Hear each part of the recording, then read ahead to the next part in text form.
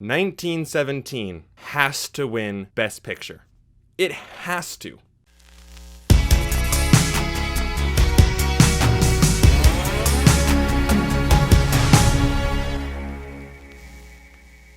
Hey guys, my name is Brandon, aka the BrandoCritic, and on this channel it's my job to point you in the direction of movies worth checking out. So if that interests you, definitely hit like and subscribe. Today, we're discussing if 1917 is worth a watch. Now, I'm not gonna lie to you guys. This movie blew my fucking socks off. It is a movie like I've never seen before. Ever. And this weekend, I was thinking about doing a 2019 catch-up video, right? Where I review all the movies I didn't get a chance to this year, and I was going to do my top 10 movies of the year, but I wanted to wait until I saw 1917. This movie needs its own video. This movie deserves all the recognition it's getting. It deserves all the awards. This movie is fucking brilliant. And in many other reviews, I've talked about my film school side of my brain, looking at like the direction and the cinematography and the production design and the score and all the filmmaking aspects. And then you have like my film lover brain, just the emotional side of me that can get invested into a movie. And sometimes they're not at the same level. You know, sometimes I can say the movie looks great, but I wasn't really invested. I was invested, but the movie has some character flaws and things like that. 100%, both of them.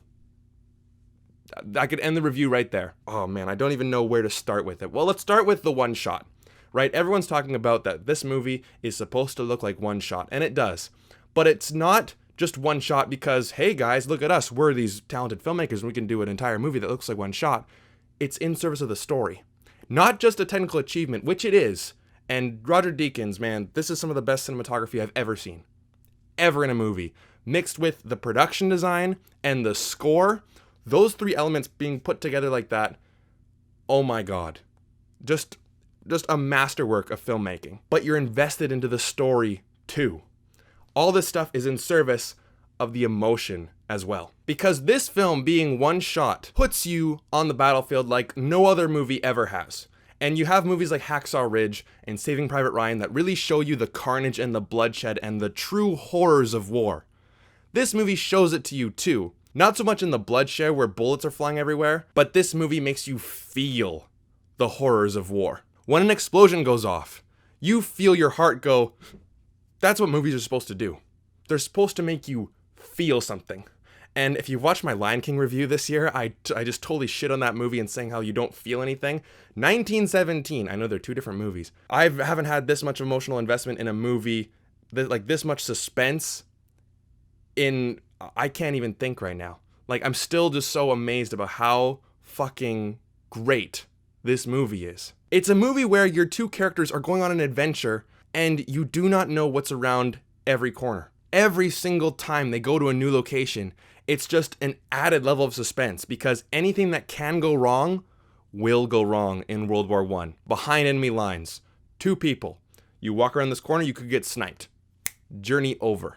And this movie just sucks you in like no other film ever has before. Now, they do cast some pretty big names in the general, like, captain roles, right? You have Benedict Cumberbatch, you have Colin Firth, you have some other big name British actors. I think Mark Strong's in there too. But our main characters are just no-name actors, right? They're not action stars. You know, like you have like a Chris Hemsworth or like someone who's like really good looking, like a Hollywood movie star in this role. It would just deteriorate from the authenticity of this movie, right? Like in war, everyone has to do these just jaw-dropping tasks. Like you're telling me that I have to go behind enemy lines just to deliver a piece of paper and go through complete hell. Go through just these battlefields where there's bodies everywhere and everything that can go wrong will go wrong.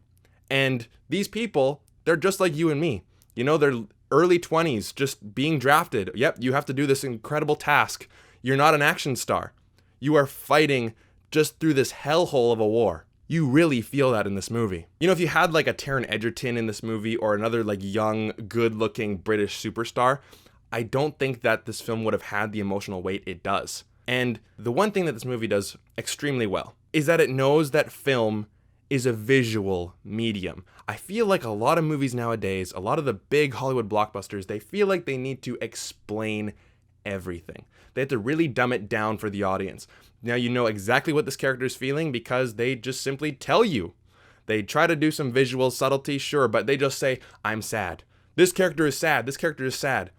This film, there's barely any dialogue in it. There's many moments of this movie where it's just silence, but you totally get the raw emotion and the stakes of the story just based on the visuals. You know, there's one scene where he's going through a destroyed town and he meets somebody. I won't spoil it, but every single line of dialogue, which there aren't many, mixed with the visuals and the score and the production design and the cinematography, it all gives you this one strong emotion after the next, and you totally understand what's going on. You feel the weight without having to tell you right to your face, this is bad, I feel scared. You get it, just from the visuals. And to top it all off, this movie has one of the most profound endings I've ever seen. This movie is truly something else. There's no other score I can think of giving this movie other than a 5 out of 5. I loved it. Will I be watching it again? It's a hard movie to watch, but yes, this is a masterpiece. Anyways, guys, tell me down in the comment section down below, what is your favorite war movie? It could be from World War I, World War II, the Vietnam War, the Iraq War. Whatever it is, let me know down in the comment section down below. Saving Private Ryan and Hacksaw Ridge are my two favorites, and I think 1917's got to be number 3. Or, you know what, it could surpass either one of those. Again, we'll see how it lasts the test of time, but this movie is fucking brilliant. So if you guys like this video and you want to see more videos just like it, definitely hit like and subscribe, and thank you so much for watching. Take care.